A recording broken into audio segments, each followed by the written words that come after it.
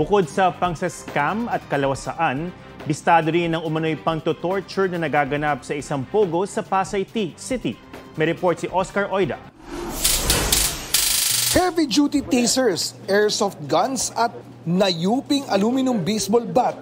Ilan lang yan sa mga nakuha sa umano'y torture chamber sa Pasay, kung saan dinadala at pinapahirapan umano ang mga may atraso sa pogo.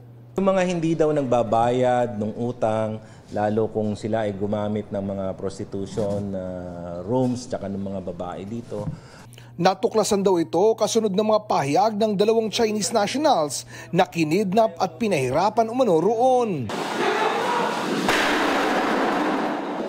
Biyernes ng gabi, ni-raid ng mga otoridad ang Pogo Prostitution Den na isa daw scam hub. 7 Pinay at 2 foreigners ang na-rescue.